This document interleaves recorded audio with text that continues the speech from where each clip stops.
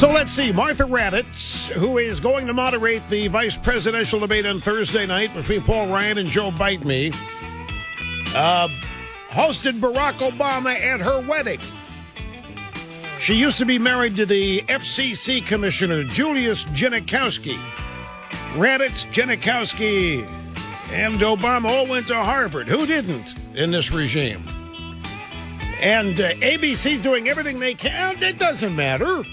What is nothing to see here? What does that mean? Well, how about she tell us who she voted for in 2008? And how about she tell us who she's going to vote for in November?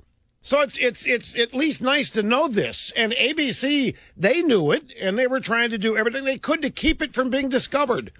Did you know that Susan Rice, who's our UN ambassador, is married to a producer at ABC News? Susan Rice, what's this guy's name? His name is Ian something or other. Ian Cameron. He's a producer for ABC News this week. That's one of the shows that she went on and lied repeatedly about the video being responsible for the riots in Benghazi. Do you realize an American was arrested because of this lie? An American citizen. I know he was arrested ostensibly on a bank fraud payroll violation, and everybody knows that's a crock. The death of our ambassador and 3 other Americans chalked up at a UN speech for 8 days after or longer to a video that nobody ever saw.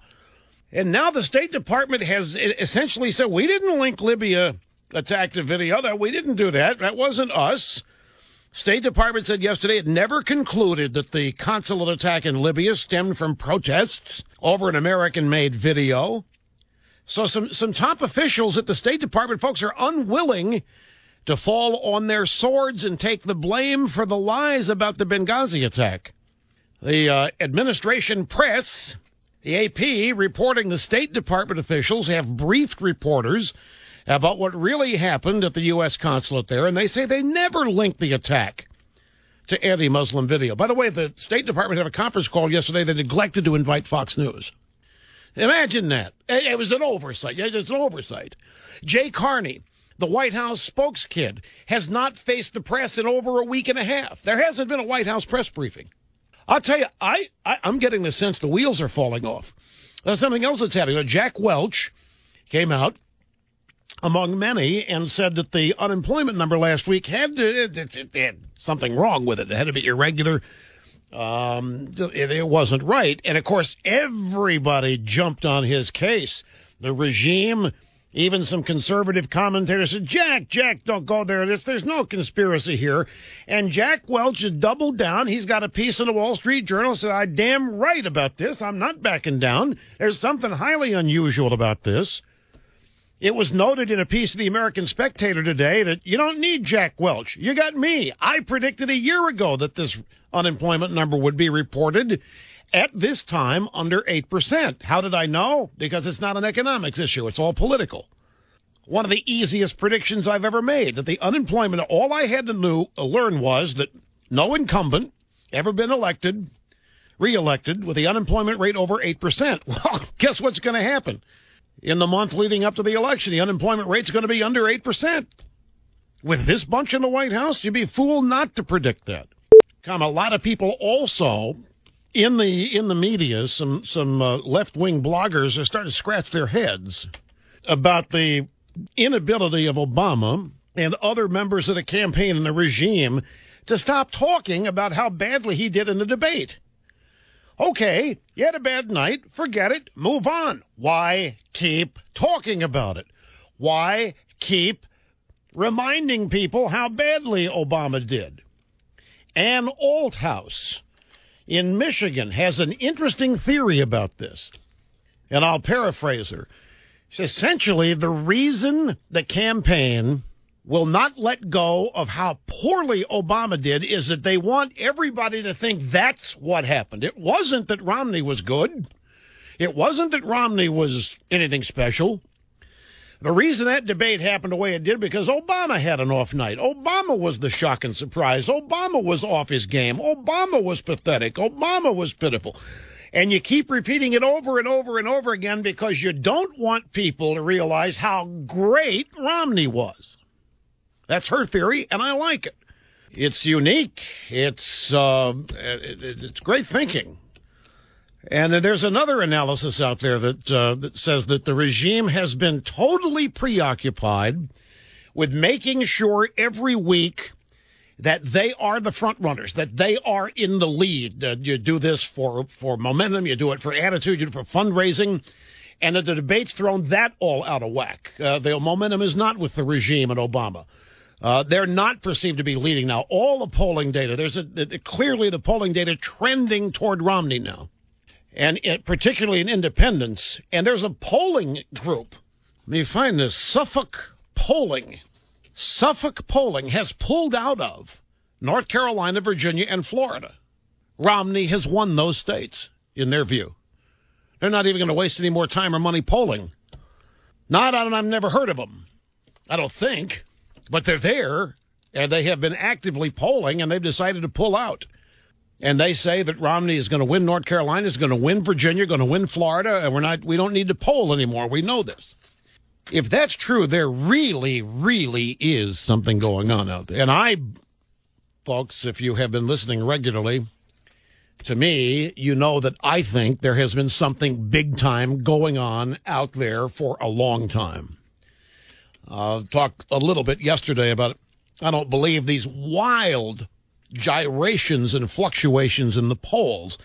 I mean, I don't think massive numbers of Americans shift their opinions multiple times drastically, as the polling data would indicate. But the big story today is the State Department throwing Obama under the bus, and at the same time throwing Hillary Clinton under the bus, which is a not much discussed aspect of this. But these guys in the Obama camp I don't even think they can do a cover-up well. It's amazing how incompetent they are at a cover-up. But this is a huge story, because you have the State Department now basically saying that Obama was lying, that Jay Carney was lying, that Hillary Clinton was lying, that Susan Rice was lying, and anybody else from the regime who went out and tried to blame what happened to our ambassador at Benghazi and in Cairo on this video was lying big time. Top officials at the State Department unwilling to fall on their swords and take the blame for the lies. The AP, Administration Press, reporting State Department officials have briefed reporters, all except Fox, they weren't invited, about what really happened at the U.S. consulate there. And they say that they never linked the attack to the anti-Muslim video. That was not our conclusion, and that the question about linkage is for others to answer, which, if the State Department says we had nothing to do with it, where else did this lie originate? Where else could it have originated? The White House, which is quite telling. And this is a major falling out here between the radical left State Department, the radical left White House. The State Department has thrown everybody at the regime overboard, under the bus on this. This ought to be the lead story. I mentioned, I think yesterday, the day before, in a brief monologue, about how I think the current acceptance of all of this economic deterioration as the new norm is directly traceable to Bill Clinton and his moral failings, and our being told that we had to accept that as the new norm. I made the point here that this is, it's unprecedented. This is bigger than Watergate. If Watergate were to happen today and it was a Democrat president, it would be tolerated. It would be applauded and praised as brilliant political strategizing and foresight and thinking if the Democrats did it. But this, folks, this is an American citizen was arrested, an American ambassador is dead, 3 other Americans are dead. One of them, by the way, Mitt Romney, we got the audio coming up if you haven't heard this, knew one of the SEALs, dead, killed in the Benghazi attack. Met him by accident. Romney showed up at the wrong house in his neighborhood for a holiday party. He showed up at the wrong house. They let him come in anyway, and in the process in that house, he met a SEAL, admired him greatly. It turns out one of the 4 killed in Benghazi. The audio coming up. You'll hear this. Remember that picture of the filmmaker all covered up, being dragged out of his house by sheriff's deputies out in California, trundled off to jail. Obama at the United Nations, Obama everywhere, apologizing for this citizen, apologizing for our First Amendment, apologizing for freedom of speech, blaming the death of our ambassador on the video. And we all knew the first time we heard that was a lie. We all knew the video wasn't responsible for what happened in Benghazi.